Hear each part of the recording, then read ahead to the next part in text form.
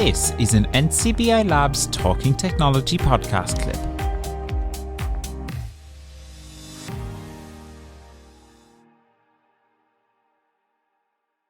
Two weeks ago, we set Mairead and Kyron on a bit of a challenge. Both of them are, fair to say, fairly confident iPhone users, but we sent them on a challenge to use Android for the next couple of weeks. And Mairead and Kyron have been using the technology in different ways. And I'll start with Mairead. Mairead, you've been using the Android with TalkBack. You're now a little over 2 weeks in. How are you getting on? So I've been using it with my SIM card in it. And in the last couple of days, I have been trying out a different Samsung as well, just to experience it. So I've been trying out the Z Flip 4, which is I really like this one actually, because it's nice and it's very responsive when you press something and when you activate something. So I'm really enjoying this one. I did try out the Synaptic on the other Samsung as well. That's not the TalkBack now. That's just software that was installed on it, and it wouldn't come on an Android when you get it. So it is additional software. And I tried out that as well, just out of curiosity. And it kind of reminded me of the Nokia C5 or a bit like Guide, if you've ever used that software. The way it was like, you'd have your phone, address book, contacts. It was kind of like a menu system that just reminded me of that. So it was just interesting to try that as well. And of course, it was all touchscreen based as well. But it was more, I suppose it was a more custom, a more user-friendly one for people to use if they were fairly new to even getting started with a smartphone. It might be a good option, maybe. But with the Z Flip 4, I've been getting on well with it. Just the weekend there, I swapped over my SIM card into it as well. So I've been doing everything from it, really. I've been, making calls, sending messages. I've set up my email account. It's the Flip one, yeah. It's the Z Flip 4, so it's kind of, it's a foldable one. It has a kind of a little hinge in the screen area then as well. That I suppose the only little kind of difference I've noticed with Android phones is you have to be a bit more kind of specific on the double tapping. Because sometimes I find the double tap doesn't take when I do it, and I'm not really sure why that is, but I think it's I think you more have to do it a bit faster than the iPhone. Maybe you have to do it like very fast. So, but I'm getting used to that now. Like it's I'm activating what I go on to now and things. So, but again, I've customized it the way I want it now again. So I have the Google Assistant on it, which I quite like. And I'm using the commentary screen reader on it as well. So I've kind of used the TalkBack and I've used the commentary one, which is another screen reader that was developed, because that was developed a couple of years ago, because when TalkBack was fairly new, it wasn't announcing everything on the screen for people. So the commentary one would give a bit more detail. I suppose the only thing I did notice that it hasn't read out to me when I was using the Samsung was when I was moving apps onto the home screen, it was just kind of telling me selected. It wasn't telling me which app I was actually moving. So that's the only thing I did notice, that it doesn't read back. But like everything else, it's fairly similar to the iPhone and how it works, I suppose. And in the gestures, I'm just so heavily invested, I suppose, with Apple now that even to move would be. But it takes a bit of getting used to. It does take getting used to, yeah. But it is. So have you settled into? Are you switching between the two screen readers, TalkBack and commentary now, or are you firmly on one side or the other? I'm mainly using the commentary one now at the moment. But I have kind of just alternated between the two just to, experience both. But like the TalkBack does seem to read the same information. They both do seem to read very similar. I haven't noticed any difference in what, the two kind of read, really. They both read the same. But no, I've been getting on. Like I've been downloading from the App Store. Sorry, Daniel. Yeah, what were we saying? just while you're on that there about the differences between the two, I think traditionally, before one of the last two releases of TalkBack, the updates to TalkBack, that while TalkBack worked, it did become after an hour or two a little bit on the slow side, not as quick responsive, and this is why some people prefer the commentary, because it did keep up its rapid response the whole way through your day's experience. So I think that was a thing. Now maybe it's ironed out with the newer releases of TalkBack, so that's why commentary was popular for a while. Yeah, that's good to know, because it's mainly the commentary one that I'm using on it at the moment anyway. But no, it's like, again, I'm able to access the notification center and install apps from the App Store and all that kind of thing. So is there anything you're missing, or would you generally say that you're fairly impressed by it? I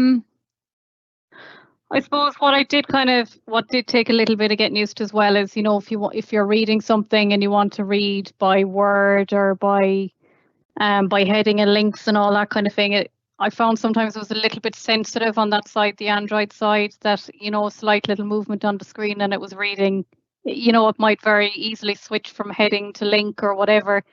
Whereas it's kind of a little bit harder to do that with the iPhone. You'd have to use your two fingers. So that kind of does get in the way a little bit sometimes, all right, but maybe there is a way to kind of change that I haven't spotted yet. Like, I suppose I'm still exploring and kind of learning about it. And the battery, like, I really do love the battery life in it. They do last a lot longer, the battery life in them. But like the apps, I suppose that is one thing I've noticed, all right, maybe the apps, all right, when you have them installed or whatever, the layout is a bit different on the Android when you have them installed. So like, we'll say, for instance, WhatsApp, where things are kind of located on the screen are kind of in a slightly different area. Now, maybe it's because of the bigger screen or something. So that just kind of takes a little bit of getting used to coordination to kind of remember where everything is, spatial awareness of where everything is located, I suppose. But that'll come with time as well. So like, if you wanted to create a new message or whatever in WhatsApp or go into a different chat, it's, the back button mightn't be at the top left of the screen. It could be further down or maybe a bit over to the right. So yeah, that kind of thing takes a little bit of getting used to. But I think you can do everything. You can really do everything with it. I suppose it's just like the initial setup. There's a lot of customizations that you can do. There's a lot of different customizations and selecting the default assistant you want and that kind of thing. But yeah, again, like, it's good to have the knowledge and awareness of the various types of phones out there, because you need to cater for everyone. So it's good to know how they all work. Absolutely. And if I can bring you in here, Kyron, you, I think, were almost surprised when we did this 2 weeks ago when you set up the phone first. Have you held up that first impression? Has it held up for you? Yeah.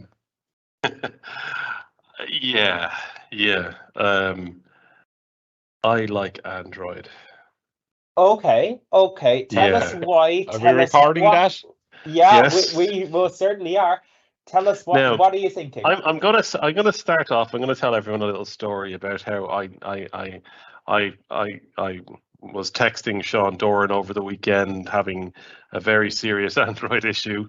But I'll come to that in a minute. But what I will say is that I am continually pleasantly surprised by Android. So my experience to date actually has been way better than I anticipated. So, and I, just to reiterate what Mairead said, for me, getting the settings and the customizations the way I wanted was a big thing. Having to support you guys to say, oh, I'm missing this, how do I do this, was huge. But what I'm actually finding is I used to say, there's a lot of UI elements that just aren't as polished on Android, but that really isn't the case anymore. And by UI elements, I mean, the interface doesn't scale as well when you increase the icons. The dynamic font doesn't work as well, but that's really not the case anymore. So I hadn't realized, but the last time when I was on the podcast, I wasn't on the newest version, and it was almost like I upgraded to the latest version of Android, and a lot of the elements that were not as polished from a UI point of view now are. So what I would say is, I am genuinely enjoying using this Android device. Okay. But let me explain a little bit more from the accessibility point of view. So, the triple tap to increase the size of the screen, I actually don't use very often, which is really surprising. And I found that generally most of the UI is scaling sufficiently to allow me to see it. So I still use it intermittently, but not as often as I suspected I was going to need to rely on it. The other thing is the talking feature where we have the accessibility icon on the screen that Daniel walked me through. I've actually turned that off. I just find I don't need it, And actually, I mean that as a really nice thing to say that, the phone is that little bit more inclusive, But I've most apps that I've seen have additional features that I would have used before that I'm guessing are probably because there's better customizations in how you write code in Android, and they're actually quite surprising. Now I don't use this for anything to do at work, so I still have my my OS device for work related things. So I kind of carry in two devices, but my personal stuff is all now being Android for the past couple of weeks. But I think I should tell a little story about some of the downsides of Android, if that's okay. Absolutely, go ahead. So last Saturday, I realized I couldn't find my phone.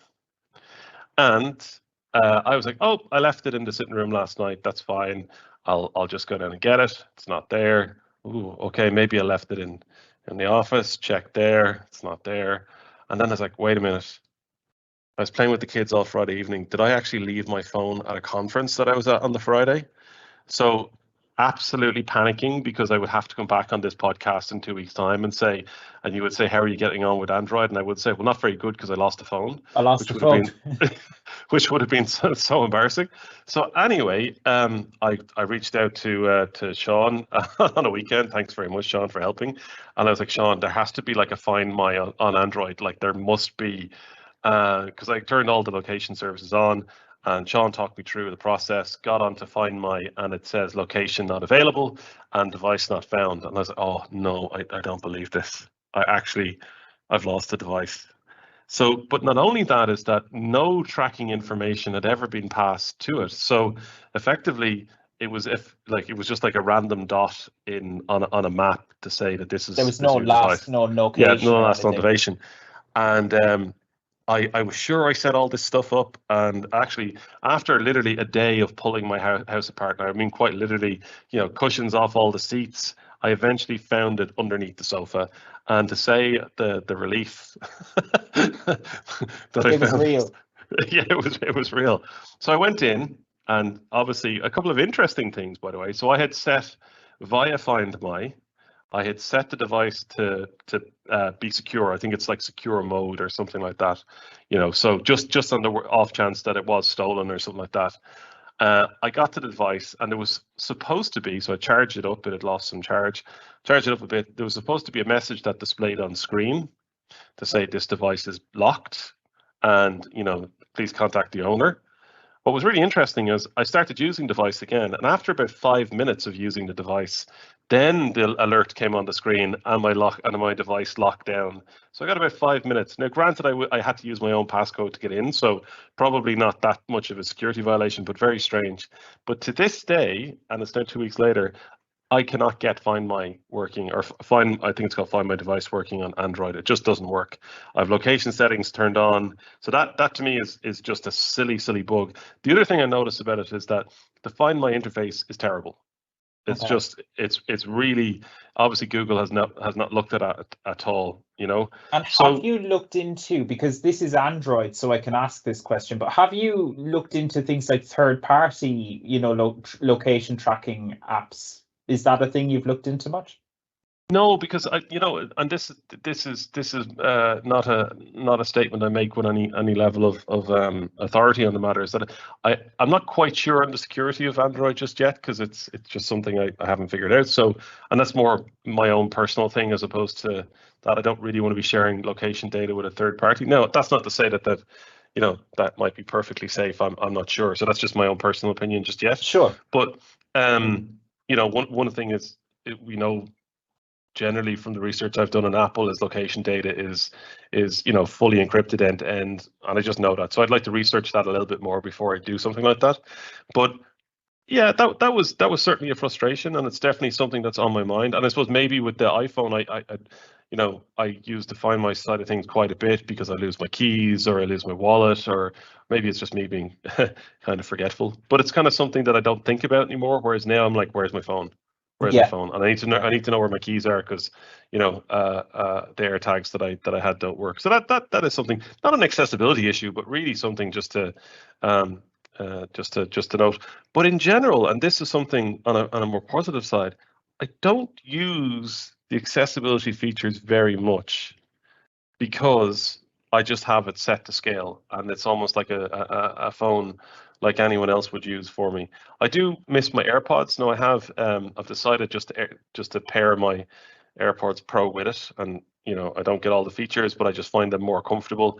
I tried a pair of Sony's, and I just didn't find them quite comfortable. So it took me a while to get into normal listening to books and stuff again. But now I just use my AirPods in kind of stripped down mode, just because they're quite comfortable in my ears. But that's really a personal thing. I wouldn't say that's really an issue with Android. The only other comment I would generally make that I find is that, because I've been so long an iPhone user, and I like so much of what I've, all my photos are in iCloud, and all my email and everything is done through Apple, and our family sharing, we have a calendar that's shared with families. The only way really for me to get it to sync is to make all my stuff public, and I don't really want to do that. I'd prefer to have the security. So there's been some limitations around that, which is a little bit frustrating. But as a whole, I'm really, really surprised at how accessible it is to someone with low vision, and just how much the interface has come on since I've used it previously, which is probably about four years ago. I had one for work for a short amount of time, but this has been an incredibly positive experience, actually. And okay, interesting. I'm not. I wouldn't say yet that I would be an Android user, but I'm certainly something I'm contemplating. Let's put it that way. Okay, that's not what you expected at all. It is not. No, okay.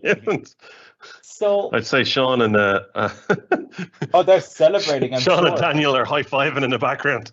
Told you. I told you we get them in the long grass. Yeah, long grass is that one.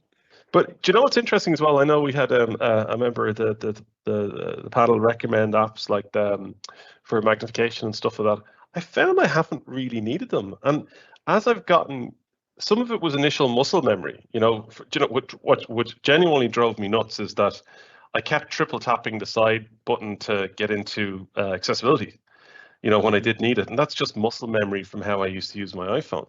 Whereas now I double tap and I just launched the normal camera and I use the zoom. The zoom on the Pixel is incredible. Like, it is, the level of detail and the artificial intelligence that it's using to stabilize the image and put a sharpness to a really zoomed in image is just better than the iPhone. So for things like you'd spoken previously about things like reading your daughter her bedtime story, for example, like, have you been able to do all of that sort of stuff just flawlessly on Android without any issues, or how's that going for you? Yeah, and that one's a kind of a unique one, because in that situation, like, I need light, so it's all integrated into the magnifier app on iOS. So it's really simple to change contrast, or because if you think about it in that environment, like, she's in bed, the lights are dimmed, you know, I'm using magnification. I'm also trying to enhance the text. That's something I do miss, right? Because I can still get by, but it's not quite as nice of an implementation. But more so from long distance stuff. Long distance stuff on this camera is easier. You know, like the buses and stuff, is it? Seeing buses or seeing across a room, or sometimes I've noticed even earlier today we were having a team meeting and I couldn't quite see what someone was presenting because there was 3 or 4 of us in a room, and I could just very quickly zoom in and zoom out. No issues with that at all. In fact, it's faster and more responsive, and that's actually something which really surprised me with the Pixel Pro, by the way, is that it's a really fast phone. Like there's no speed comparison between this and the iPhone, and I really love having fingerprint reading back. You know, I've missed that on my iPhone. I think Face ID on the iPhone is okay. It's not amazing. Sure. Having Face ID or face recognition and the fingerprint recognition on the Android phone is something I've really enjoyed having both, because if it doesn't pick up your face, you can literally touch the device and you're in, as opposed to on your iPhone, you know, you're put in the complicated password like an animal, you know. So I actually really do like that level of security having both. And I really hope Apple bring that back. That's interesting. Mairead, if I could ask you on a similar point around, say, unlocking the phone and stuff like that, because I know you, I believe, are a bit of a fan of the fingerprint reading as well, aren't you? Oh, definitely, yeah, because like Face ID, for me, forget it. I set it up, but you're never, I'm always pointing the phone up at the ceiling or something, so it just doesn't work out. So I always end up having to put in the passcode, and I just really miss the fingerprint sensor. I don't know why they got rid of it, really, because it was just, you know, like they could still have put it at the back of the phone or something. And does your Samsung Z Flip 4 have a Touch ID? It does, yeah. It does. Yeah. So, and are you using it? You're using that? Oh, yeah. That's what I'm using. Yeah. Is that built into the power button, right? Am I correct? You just swipe up with 2 fingers and it automatically unlocks. And like, so I'm not sure where exactly it's, but I don't have to do any Face ID or anything. So. Okay, I know some of the Androids now, they'll have the fingerprint ID. It's actually on the power button itself. Maybe when I press it first to kind of unlock the phone, maybe it kind of does that as well, and then I just swipe up with 2 fingers to, you know. But like you're not noticing it, which is interesting. No, I'm definitely not noticing it because I don't even have any Face ID set up on it. So there's something on the Pixel Pro. It's underneath the screen, so there's no tactile for the fingerprint. There's no tactile way to reference where your finger would be. So, and it's quite a small touch target. So you know, that would be difficult, because at the moment, like, so when my screen is locked, I can see quite a small icon of a fingerprint. But if I've tried to even go close to it, you got to hit it spot on, or it's not going to unlock. Okay, that's interesting. So that would be the same on the JS71 as well, the Samsung. Kyron, what about, for example, haptics and how it feels? Like, you know, if you're using an iPhone and, you know, you receive a notification, or even if you've got an older iPhone with a home button, you can, you know, it's a solid button. It's not actually a physical button, but you can feel it with incredible accuracy as if you're pressing it. Have you found that there's a good kind of haptic response? Does it feel nice in the hand to use? So that's a really interesting question, right? Because I've always thought that Apple had the best, you know, haptic feedback throughout the device, because, you know, they place multiple vibration modules all around the device, and then they vibrate differently, and then on buttons that aren't really buttons but they feel like buttons, and I was like, oh, this is kind of cool. I don't miss that as much as I thought I would. Like, okay. That is definitely an Apple kind of fanboy thing that I was totally bought into, and now I'm like, yeah, I really didn't make that much of a difference.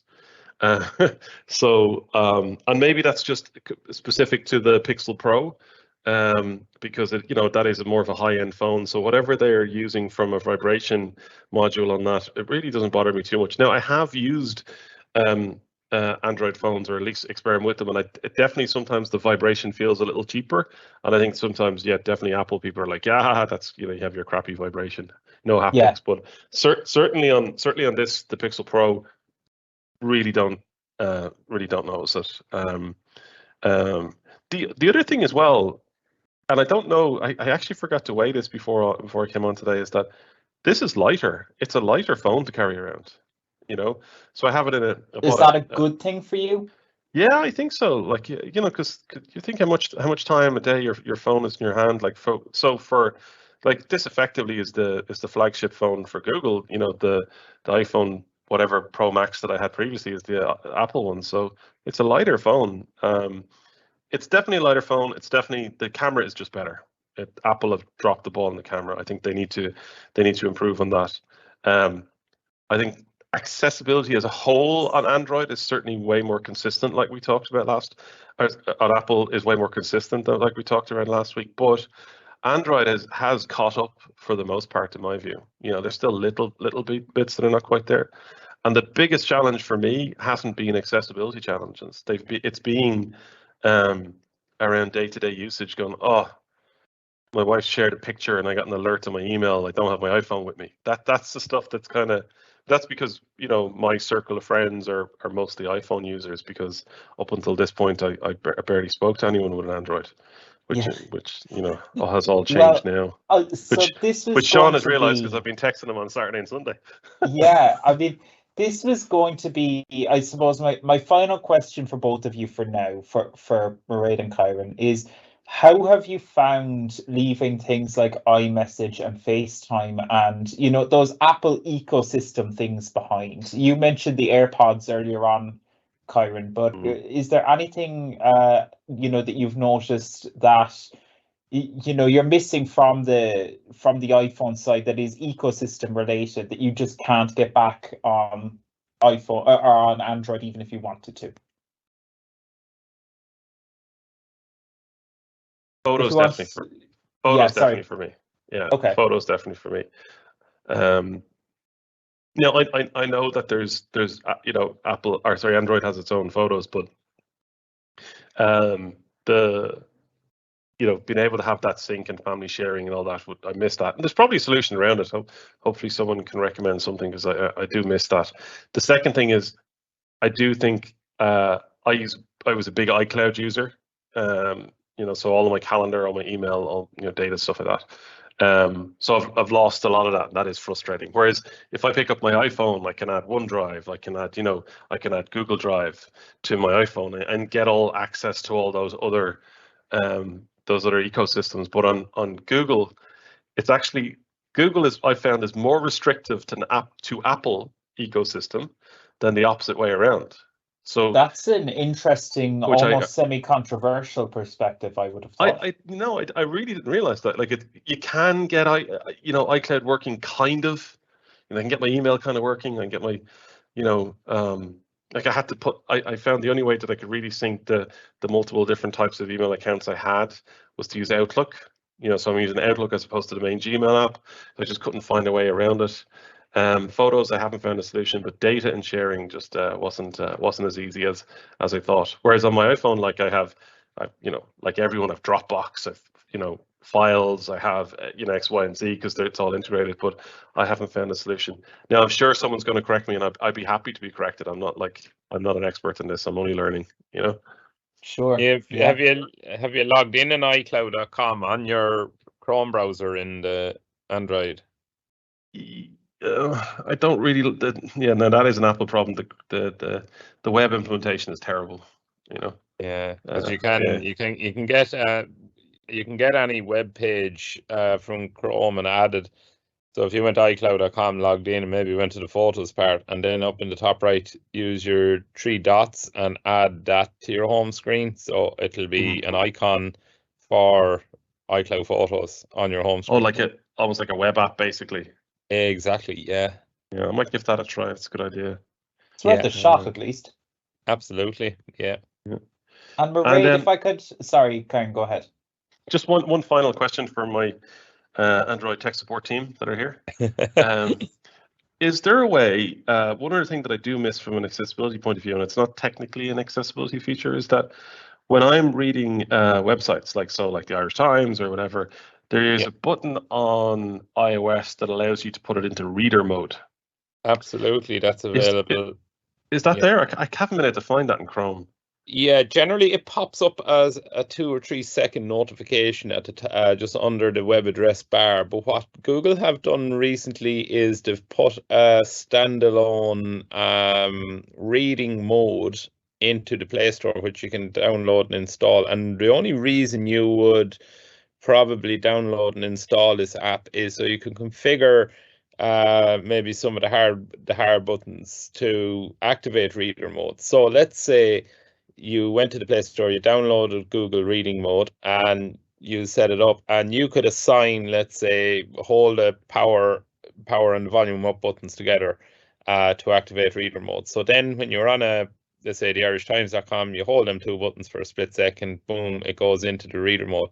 Now, I have to say, it is excellent, and the audio, if you wanted to listen to it as well, the audio is of brilliant quality. So I really recommend you go for this and download and install it. It's a small tiny little app, so well worth it if you are reading news articles on your phone.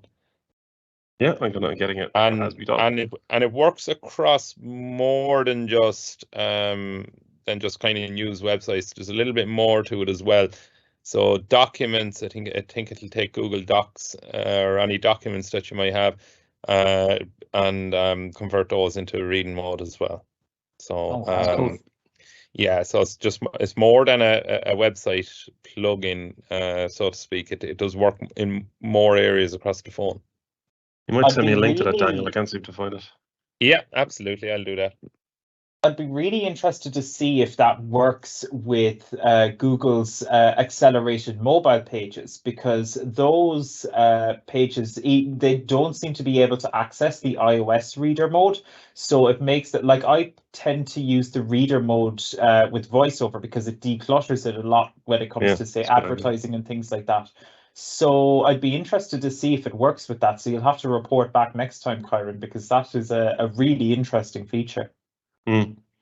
Just found it. I'm giving it a go as we speak. So I'll come back to you. I'll come back to you shortly. Fantastic. Yeah. And Mairead, if I could ask you the same question, how are you finding the move away from the Apple ecosystem?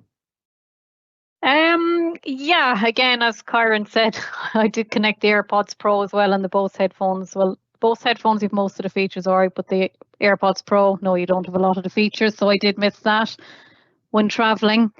Yeah, I did kind of miss the iMessage as well. Now I know when I put in my SIM card and transferred over my contacts, like there's probably an app as well that I could have used. I think it's Switch, and that would like transfer over all your messages and things as well from the iPhone. But I just hadn't really looked into that enough yet. So like when I wanted to start creating a new message, then I'd have to basically start from scratch again. I wouldn't have any previous messages or conversations to start from. So, I suppose I did miss kind of having access to all my conversations there, the previous conversations. But I suppose like once you start again, and I could try out the Switch app maybe and just see, will that transfer over all my messages? But I suppose everything else, again, it's apps that I would have paid for, obviously. I'm not going to kind of put them onto the Android now at the moment. Like apps like, I've used the Google Lookout, which is quite good as well on it. But I suppose apps like, Voice Stream Scanner or ExpressVPN or anything like that, I kind of have to go back to my iPhone when I want to use them. So, yeah, it's just that. But like, is there no email login and password for any of those? Unfortunately, no. They won't. They won't allow you to log in. Let's say often you can get downloaded. Voice Stream certainly isn't available. I know that much. Not for Android, I don't think. Now, ExpressVPN, you see, I'd already have it paid for, so I'm not sure would I be able to. I think I tried putting that onto the. I don't think it was available for the Android, or so it was available, but it wouldn't let me in for some reason anyway. But I'm not sure why. But I'll have to try it again maybe in the next few days and see. But yeah, the voice stream scanner, I couldn't get the app for that, so I missed that. But yeah, I suppose there will be some apps again when I go into it a bit more that I won't be able to maybe get, but I suppose Android would have their own equivalent of them as well. So, but again, I suppose that would be another huge thing to consider if you were ever switching, like, you know, apps that you might have paid for or whatever that now aren't available for Android and vice versa. You know, that, you know, it takes a bit to kind of build your collection again. I definitely felt that, but do you know what I noticed? There's I think David, you and I spoke about this previously. I'm a big fan of the Next Bus app because it kind of gives me an indication of when I need to be ready with Magnifier. And on Apple, it's free. On Android, the paid version has the location features. Isn't that weird? Isn't it? Like, so that there's certain. That's interesting. Yeah. So, and because I use that app nearly every single day, so I haven't bought the other one just out of spite. Okay, fair enough. but yeah, that I find frustrating because there's no easy way. It's supported on iOS, isn't it? Yeah, and it's ad support. The free version is ad supported on Android as well. But that's been the only real app that I found that paid app that I missed. There's been I don't really use a huge amount of paid app. Do you, Mairead? Do you have a lot of paid apps? Not now, I suppose, but I would have had them in the past, and you still have them on your phone now, I suppose. So, but no, a lot of them wouldn't be now, I suppose. No. I think I'd struggle with a lot of things like audio editors and stuff like that because, that's literally my job. So I work on audio editors and stuff like that I would have paid for, when I was in college. I think I'd struggle to lose a lot of that stuff. So I'm glad that it's ye kind of paving this path for now, that I'm not the guinea pig on this occasion. But who knows, you might convince me. This is going, I think, better than I think any of us really anticipated, which is really interesting. Yeah. And Dave, we've had a few comments that have come in as well from some of our listeners. So I just want to share some of those if it's okay. Sure, thanks, JP. Yeah, so Adrian has been in touch. And Adrian, thanks for getting back in touch with us. I know you were contacting us 2 weeks ago on the last show. So we asked listeners what their favorite was it iPhone or Android, and Adrian is definitely diehard Android. He said Android. He said I've never used iPhone. I get it all the features I need on Android. I think he's a query for Mairead where he said where has she enrolled a fingerprint? This is where the sensor is. So I presume Mairead, when you set up the fingerprint on your Samsung flip phone, it was a case of you go into your settings, is it, and set it up there. Takes your fingerprint. I actually didn't set up any, but the interesting thing is I'm still able to unlock the phone without it. So I just kind of thought it's initially detecting my finger or something. Okay. Because I don't have any Face ID or anything set up on it. So maybe there is no fingerprint or no Face ID. Okay, well, it works for you. Yeah. One other comment he's come in with is Adrian. Another tip for browsing is to enable dark mode for pages in Chrome flags. To force all pages in dark mode. So that's what we were mentioning earlier. One of the things I wanted to get your thoughts on, Kyra and Mairead, is one of my favorite apps, I have to say, on the iPhone is the podcast app. I'm a big fan. Do you guys use podcast app? Did you on your iPhone? Do you miss it, or does it mean anything that it's not on your Android phone? I haven't put that up on yet now, actually, but I must. Do you know what's interesting is I don't like the Apple podcast app. And I've never really. It was kind of one of those things that I used to listen to a huge amount. Like I listen to the Talking Technology podcast usually when I see the link come out that you send out, JP. Yeah, and I'll just listen to it. I'm glad to hear it. Yeah, and I recovered from that one quickly, didn't I? But what I found is since Apple revamped the podcast app, I've really stopped listening to podcasts as much as I used to. So I hadn't even realized I didn't put a podcast app on the Android phone. Is there anyone that you guys would recommend? Google Podcasts is certainly recommended. Daniel, have you listened to that one before? Anything on Google Podcasts? But I've only ever asked Google Assistant just to play a podcast, and it works. So I don't have any specific app or anything. I think the one installed. I used to use for Apple was, I think it's Overcloud. Overcloud, yeah. But Overcast, I think. Yeah, is. Overcast. That's like it. a Yeah, I was direct, trying to it's like a think of it. directory, isn't it, Mairead? Yeah. It is. And you could subscribe to the various podcasts. Mm. But as you say, like you can ask your Alexas and your Googles now to play Yeah. whatever podcast for you that you don't Mhm. need to have the app. Yeah, I'm probably using it that way, Mairead. Anytime I've wanted to listen to something, it's just ask Google Assistant. I presume Google Assistant just played it. Well, it does. Yeah. It does just play it. So yeah, I've never felt the need to actually download any particular podcasting app. Interesting. That's Have we great. any other questions coming in, JP? Not for now, but I'll keep you posted. Yep. Yeah. Thanks, The, David. just Fantastic. the next phase for me, is on the Android is I want to look at the Smart Tech, because at the moment I use Smart Tech a huge amount at home. I know we've got some fans on the podcast too, but most of the Smart Tech I have is integrated with Apple Home. So I'm going to do a bit of experimenting over the next couple of weeks to see how I can set up Google Home as an equivalent, or possibly a better solution, which is going to be an interesting one to figure out.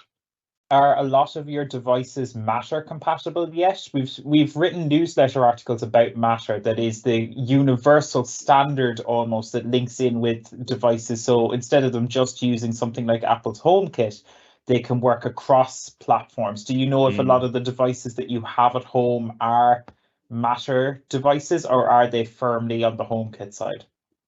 I don't know that off the top of my head. That's something I'll need to check. But it's if they are, I'll certainly report back in a couple of weeks. Awesome. Just It'll be on good to hear. the Find My Device, Kyron, I was surprised to hear. Was it the Google website you went to for that Find My Device? Okay, it's just I just went straight, literally a second ago there, and it says here I play a sound, and I'm going to click it again, and hopefully you can hear my phone ring. Yep, straight off, it worked immediately. So I was surprised that I'll try it now with the we do a live demo. yeah. Just so you know, we don't seem to be able to hear that sound with Teams processing, but you can certainly tell us, Kyron, if you do hear it. Okay, did mine not ring? No, you didn't hear my ringtone? We couldn't hear it. Oh shoot. That's back standard on. with Teams processing. That's not your fault, don't worry. But you'll be able to tell us if you hear it, Kyron. Yeah, I'm just signing in now. Okay, while you sign in, just quickly, Mairead, any kind of final thoughts for now? We'll follow up on this again for our final check-in over the next little while. But how are you feeling so far, just generally? Yeah, no, I mean, I'm definitely getting used to where everything is on the Samsung phone now, and you know the various settings that it has. As I say, I suppose the accessibility settings on the iPhone, I was just so used to where they were all located and things, that just took a bit of getting used to. But once you kind of know where they're located, so for me, I think the next step is I'm going to, set up my, my smart bulbs and things with it and see how they work. And then I think just continue on using it as my everyday phone and try various apps to see. Try out some more apps and see is there anything that I kind of come across that maybe doesn't work as well or works better. So okay, I'm kind of looking forward to playing away with it. Awesome. Kyron, are you making one thing sounds? actually. Oh, sorry. Go ahead. Yeah, go ahead. One thing I suppose I did kind of find a little bit that still does take a little bit of getting used to on the Android phone is when you're looking at your notification center. Like everything kind of shows up on it, like your Bluetooth, Wi-Fi, everything kind of shows up. So it's just to find the initial notifications, that the initial ones that have come in first, because sometimes if you actually missed a call, missed a phone call, it's not that easy to kind of find when the call was and what time it was at. Like, so you mightn't be sure. You'll see the missed call maybe, but sometimes it doesn't actually show up for me in the notifications. So I agree with you there. Yeah, I think like on on the iPhone, I think if you swipe down from the top right, you'll get Yeah. your Wi-Fi connections and all that. And swipe from the top left, you'll get notifications only. But regardless where you do it, on my particular Android phone anyway, you're going to get the date, the settings, the screen brightness, and then below it is your notifications. And they're not necessarily in order. They're No, like they're all I over the have, place. you know, I have a notification that come into my phone at 20 past 2, but it's fourth on the list, and the other stuff is definitely not before that. Like one of them is from yesterday, and it's above the 20 past 2 notification. So I agree with you on that criticism. Yeah, but that's the only thing really. So it's Yeah. just sometimes I have missed a call or whatever because I didn't spot it. Yeah. Interesting.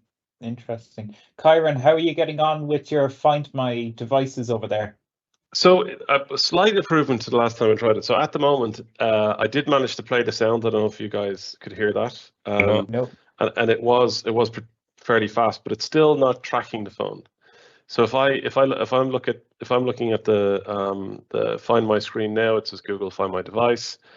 It shows that I have a Google Pixel Pro, and it says below it can't reach device. But if I hit play sound, it'll play the sound. That's Hey. interesting. Really If interesting. I click on the icon, it actually puts me. I like the way it puts up Street View as well as an overview of the map of the area. The Google Map.